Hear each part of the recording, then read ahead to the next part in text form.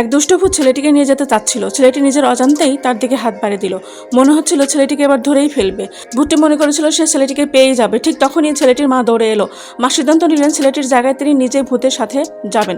এর মানে তাকে নিজের জীবন ত্যাগ করতে হবে, কারণ অশুভ আত্মা সন্তুষ্ট না হলে সে ছেলেটিকে ছাড়বে না।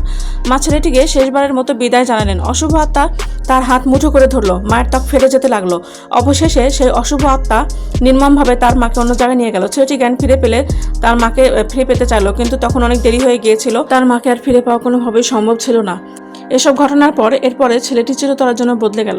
একরাতে ছেলেটির ঘরে হঠাৎ আলো জ্বলে উঠল, কিন্তু আলো জ্বলে ওঠার কোনো কারণ ছিল না। তাই সে চিন্তায় পড়ে গেল। সে ভাবলো অশুভ আত্মা হয়তো আবারও ফিরে এসেছে। সে ভয়ে কাঁপতে কাঁপতে নিচে নেমে দেখতে লাগলো কি হয়েছে। এই ঘটনা দেখে তার বাবাও ঘুম থেকে জেগে উঠলেন। তিনি সিঁড়িতে এসে এক অদ্ভুত ছায়া দেখলেন। ভয়ে তিনি ইনফ্রারেড ক্যামেরা দিয়ে পরীক্ষা করলেন। তখন তিনি দেখতে পেলেন তার স্ত্রী অর্থাৎ তার ছেলের মায়ের আত্মা দেবদূতের রূপে ফিরে এসেছে। এই দৃশ্য দেখে তিনি আবেগ এবং বিস্ময়ে কেঁপে উঠলেন, এবং ছেলেটিও মায়ের দেবদূত রূপ দেখে অনেক খুশি হয়ে গেল।